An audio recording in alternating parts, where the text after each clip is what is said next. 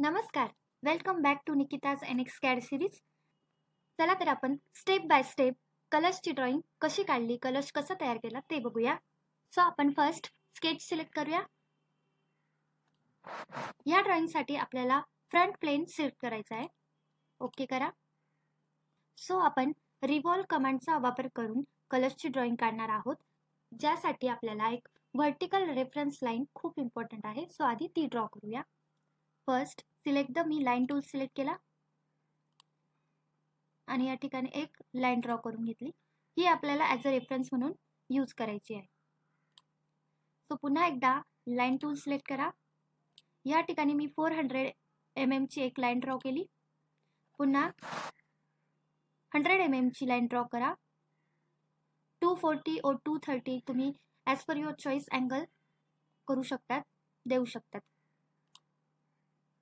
पुन्हा एकदा एक 50 mm ची आपल्याला एक लाईन ड्रॉ करायची.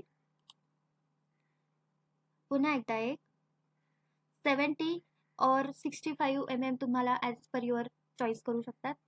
या ठिकाणी मी 70 mm ची लाईन ड्रॉ केली. क्लोज. या ठिकाणी आपल्याला ह्या दोन लाईन्समध्ये फिलेट द्यायचा आहे. So select the fillet tool आणि ह्या दोन लाईन सिलेक्ट करा. या ठिकाणी मी 20 रेडियस असलेला फिलेट दिला, जो तुम्ही बघू शकतात. आता पुन्हा आपण या एंड पॉइंट पासून एक आर्क ड्रॉ करून घेऊया. सो एक आर्क सिलेक्ट करा. आर्क टूल सिलेक्ट केला. या ठिकाणी एक 54 mm च्या रेडियसने मी हा आर्क ड्रॉ केला आहे.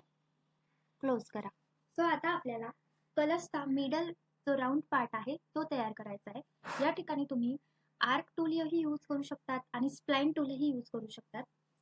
सो स्प्लाइनने आपला कर्व जास्त सॅटिस्फाईंग दिसेल, त्यामुळे मी स्प्लाइन टूल सिलेक्ट करते.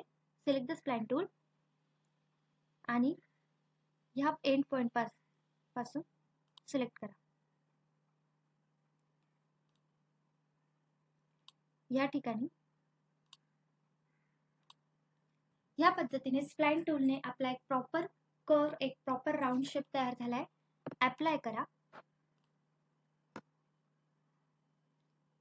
आता पुन्हा ह्या एंड पासून आपल्याला ह्या व्हर्टिकल लाईन पर्यंत एक हॉरिझॉन्टल लाईन ड्रॉ करून घ्यायची आहे, जो की कलर्सचा बेस पार्ट आहे. एक्स्ट्रा पोर्शन आपण ट्रिम करून घेऊया. ट्रिम ऑप्शन सिलेक्ट करा. या पद्धतीने बघू शकता तुमचा एक हाफ प्रोफाईल पूर्णपणे क्रिएट झाला आहे. Always remember, revolve option use करण्यासाठी हाफ प्रोफाईलच तुम्हाला क्रिएट करायचा आहे. सो आपण फिनिश स्केच करूया. फिनिश केल्यानंतर रिव्हॉल्व या ऑप्शनवर सिलेक्ट करा. सिलेक्ट कर्व म्हणजेच हा पोर्शन आपल्याला सिलेक्ट करायचा आहे. या ठिकाणी कर्व सिलेक्ट झाले. स्पेसिफाय वेक्टर या पॉइंटवर क्लिक करा.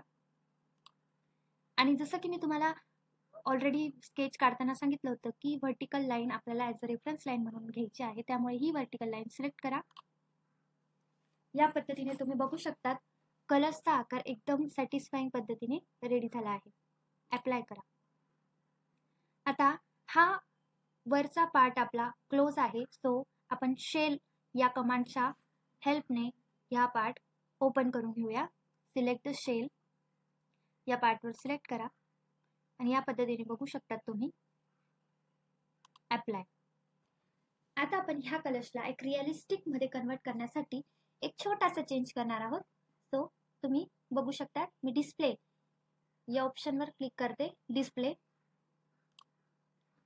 एडिट ऑब्जेक्ट डिस्प्ले या ऑप्शनवर क्लिक करा.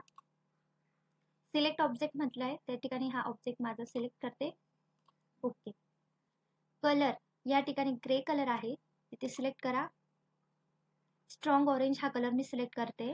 तुम्हाला तुमच्या चॉईसनुसार तुम्ही कलर सिलेक्ट करू शकता. अप्लाय करा. सो या पद्धतीने तुमचा कलर एकदम रेडी आहे. सो अशा पद्धतीने युनिक ऑब्जेक्ट क्रिएट करायला एनएक्स कॅडला नक्की फॉलो करा. थँक्यू.